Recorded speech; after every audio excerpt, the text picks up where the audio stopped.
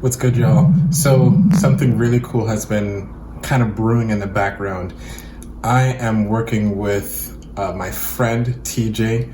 He's a doctor and a poet, and he has been traveling all around all last year, competing, and he has come top 8 in the entire world. And now he wants to put out a lot of his content, his original poems that he's been making. So yeah, I've been preparing for this for the past 3 months, and I kind of want to take you guys along so you can see what's going on, how I'm going to do this, what I actually planned, and how it's going. Just want to take you along for the ride. We're creating something brand new, something different, and having a little bit of a surprise with it too, because part of it is that I'm actually having custom music made for it, not by Epidemic Sounds or anyone else. Like, I have someone actually crafting music for this. So I'm really stoked to see what this is going to look like, how it's going to turn out. We're all pretty excited. Let me take you along for that ride. Let's go.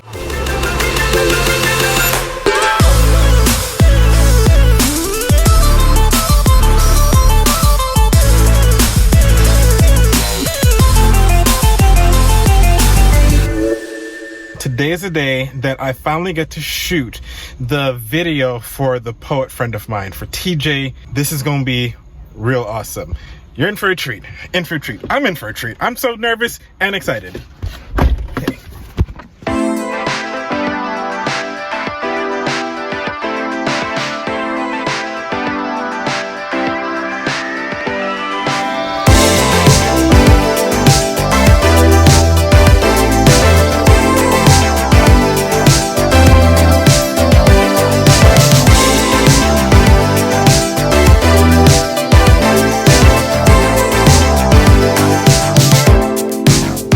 Whatever you want, I'll settle for nothing. Hey, how you doing? I'm Dr. TJ, doctor and a poet, the 8th poet in the world right now, and I'm getting ready to shoot this video for my first poem, WhiteCoat. So excited. I'm excited.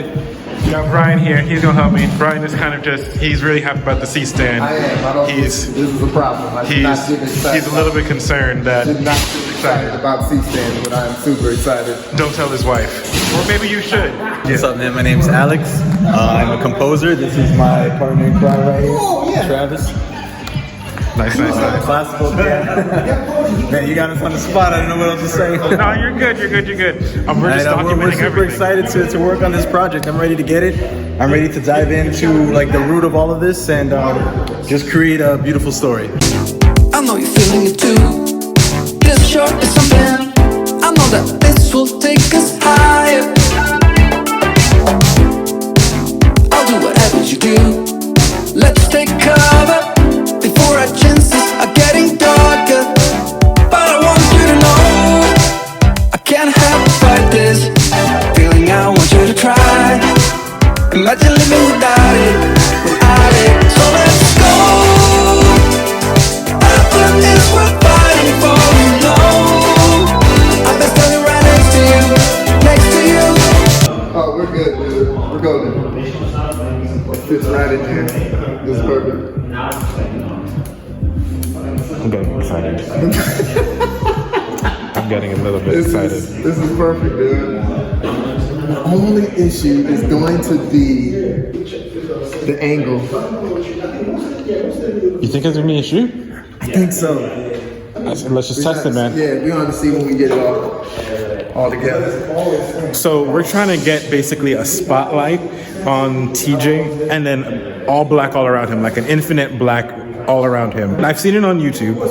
I mean, that's where I get most of my information from anyways, but we're trying to replicate that here. And the thing is that we have this, cyclo wall, whatever, I never know how to pronounce it. So we have that white wall and the space is fairly high, but nothing to hang lights on. And we need to get him in an all black environment with just a spotlight.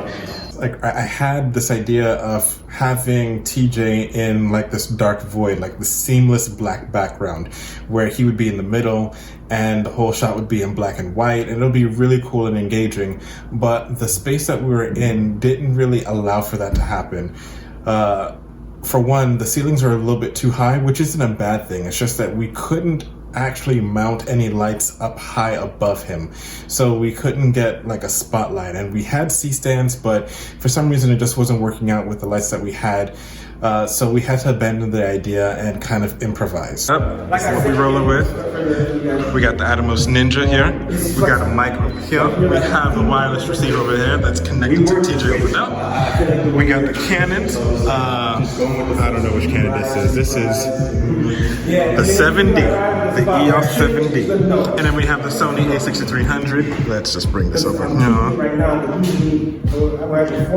Yep, that's what we're doing. And on a borrowed stand. So you probably noticed the double camera setup that I have here. This was very intentional as it serves two purposes. One, it's supposed to give me options when looking in post for different focal lengths. That way I don't have to reshoot multiple times on different focal lengths. I can just shoot it one time and have two focal lengths at the end of that recording. The second one is that it'll help me to do an effect that I wanted to try that I saw in Indie Mogul. They invited the director from 300 to talk about what he did in the movie, and one of the cool things he did was he did something similar to what I'm doing, where he stacked 3 cameras together at 3 different focal lengths to allow him to zoom in and out of different action scenes. We just jammed 3 cameras close together, a wide, a medium, and a long lens, all on one head. Yeah. And then operated so that the tight camera was following what we thought was important. So the medium camera got too much, the wide camera got way more than you needed, but that was the widest we ever got, was the wide camera. But when you wanted to zoom in, you morphed the wide to the medium, and then the medium to the long one, and that's how the zooms were made. It looked really cool and I wanted to try it. We had this really cool camera setup where we stacked 2 cameras on top of each other at different focal lengths. The Canon did great, which is the one on the bottom, but the Sony not so much. The view came out, like the image came out just slightly blurry because it was on manual focus. With this setup here that we're supposed to be doing like the song and dance where he's gonna talk, but we're gonna have like this fast camera transition where it's gonna do, have you seen like those high-speed cameras that move really fast? So let me re-explain what this one is about. I first saw this effect when movie stars would pose on the red carpet with this robot arm that had a slow motion camera attached to it, and it would give this really dope effect. And then I saw this reinterpretation of it in Kendrick Lamar's video. Cinecom.net actually did an episode on this, on how to achieve this without actually having a robot arm. So that's what I want to achieve. This effect where everything seems to be moving fast, panning wise, but in actuality it's just kind of done in post and a few sleight of hand tricks. Hopefully it works out. Hopefully it works out. Yeah, we scheduled 3 hours with the studio, but the thing is that it took longer than 3 hours. We got a lot done, but because we were doing it in haste, there was a lot of waste.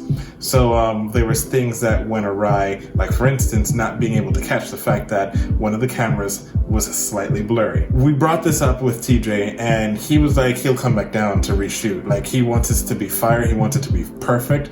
So really happy with the type of dedication and commitment he has towards this. So we're definitely scheduling a second session so we can go through, get the shots that we're missing and just reshoot some of the shots that I feel could have been done better. But yeah, I mean, like overall it went pretty well. We're gonna redo it, but not bad first attempt. Not a bad first attempt.